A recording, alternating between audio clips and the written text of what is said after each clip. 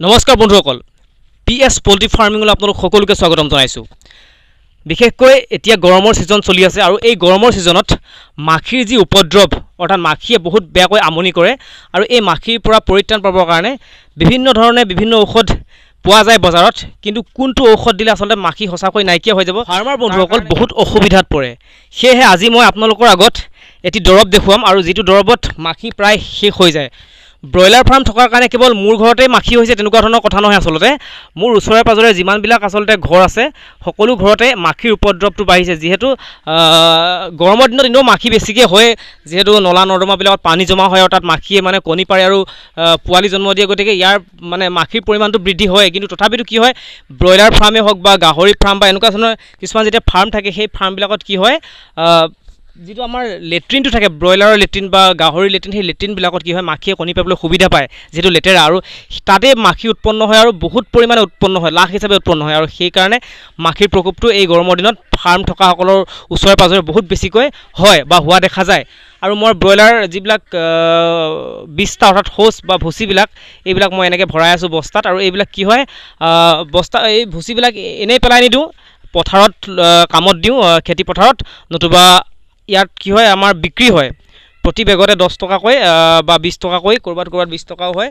মই ইয়াত যিহেতু যদি মোৰ ভৰাই পিনে লৈ যায় মই পইচা এটকাও নলওঁ। তেওঁলোকৰ যদি বেগ দিয়ে তেন্তে তেওঁলোকে নিজে যদি ভৰাই লৈ যায় মই এটকাও নলওঁ, তেওঁলোকে খালি মোৰ ফাৰ্মখন চফা কৰি থৈ যাব লাগিব। আৰু যদিহে তেওঁলোকে বেগো নিদিয়ে বা তেওঁলোকে চফা কৰিবলৈও নাহে তেন্তে মই মানুহ লগাই, কৰ্মচাৰী লগাই মই এইবিলাক বেগ ভৰুৱাইছোঁ। এইবিলাক কৰ্মচাৰী লগাই ভৰুৱাওঁ আৰু তেওঁলোকৰ যিটো হাজিৰা অৰ্থাৎ তেওঁলোকৰ যিটো মাননি, সেই মাননি তেওঁলোকক মই নিদিওঁ, যোনে নিব মোৰ পৰা তেওঁ দি থৈ যাব লাগিব। গতিকে তেনেকুৱা ধৰণৰ ব্যৱস্থা কৰোঁ।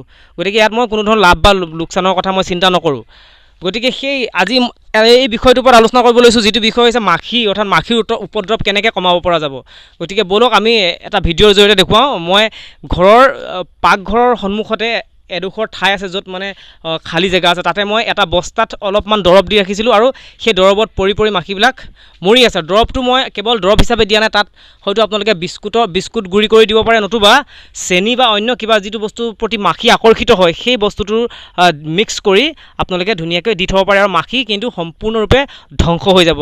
প্ৰতিদিনাখনেই আপোনালোকে দিব। আৰু ওচৰে পাজৰে যিমানবিলাক ঘৰ আছে, ধৰক ওচৰত আপোনাৰ 10 ঘৰ বা 12 ঘৰ আছে, প্ৰতি ঘৰতে আপোনালোকে এই দৰৱটো যাৰ ফাৰ্ম আছে দি দিয়ক। গতিকে তেওঁলোকেও কিছু কষ্ট কমিব। গতিকে অকল আপোনাৰ ঘৰত মাৰিলে নহ'ব, গতিকে প্ৰত্যেক ঘৰতে মাখিবিলাক থাকিব, তাত কণী পাৰিব, আকৌ আপোনাৰ ঘৰ আহিব। গতিকে ওচৰ পাজৰে সকলোতে দি দিয়ক, তেতিয়া ওচৰে পাজৰে বা আপোনাৰ ঘৰতো মাখি কিন্তু সম্পূৰ্ণৰূপে ধ্বংস হৈ যাব। আপোনালোকে নিশ্চয় দেখিছে বস্তা এটাত কিমান মাখি পৰি মৰি আছে। আৰু এই ধৰণে কেৱল মই এইডোখৰ ঠাইতে দিছোঁ তেনেকুৱা ধৰণৰ কথা নহয়। আচলতে মই আগফালে বাৰান্দা, পিছফালে বাৰান্দা, ভিতৰৰ কোনোবা খালী অংশ তেনেকুৱা ঠাইত এনেকুৱা বস্তাবিলাক পাৰি লৈ তাত মানে দৰৱ মিক্স কৰি দিছোঁ। দৰৱৰ লগত বিস্কুটৰ গুড়ি সানি পিনে মই ধুনীয়াকৈ দি দিছোঁ। গতিকে এই দৰৱটোৰ নাম কি, গতিকে ইয়াক জানিবৰ কাৰণে আপোনালোকে কি কৰিব, যিখিনি চাহপাতৰ ঔষধ বিক্ৰী কৰা দোকান থাকে, সেই চাহপাতৰ ঔষধ বিক্ৰী কৰা দোকানত গৈ আপোনালোকে ক'লেই হ'ল যে মহ বা মাখি মৰা যিকোনো এবিধ গুড়ি পাউডাৰ মেডিচাইন কিবা আছে নেকি সুধিলে হ'ল।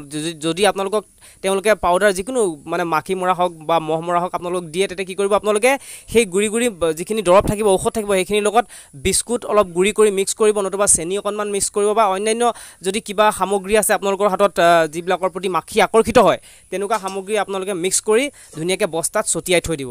আৰু বস্তাটো যাতে অকণমান ওখ ঠাইত ছটিয়াই, যাতে মেকুৰী বা অন্যান্য হাঁহ কুকুৰাই যাতে খাব নোৱাৰে তেনেকুৱা ধৰণকৈ অকণমান সাৱধানে ৰাখিব লাগে। আৰু এনেকৈ অকণমান ওখ টেবুলত ৰাখি দিব লাগে। এনেকুৱা ধৰণৰ কৰি পিনে আপোনালোকে ওচৰত চাই থাকিবও নালাগে, আঁতৰি গ'লেই হ'ল। আৰু তাত যেতিয়াই মাখি পৰিব, মাখি পৰি লগালগ মৰিবই। আৰু যদি কেনেবাকৈ নমৰেও ওচৰে পাজৰে গৈ পিনে হ'লেও সি মৰিবগৈ, তাৰমানে একবাৰ পৰাৰ পিছত আৰু তাৰ বচা আশা নাই। গতিকে আপোনালোকে এই ধৰণে কৰিব, আৰু এই ধৰণে কৰিলে বহুত সুফল পাব। কেৱল আপোনাৰ ঘৰতে নহয়, আন ওচৰ পাজৰৰ ঘৰবিলাকতো এই দৰৱটো আপোনালোকে বিলাই দিব পাৰে। বেছি দাম নলয়, 100 টকা 150 টকাৰ ভিতৰতে এই দৰৱটো পায়।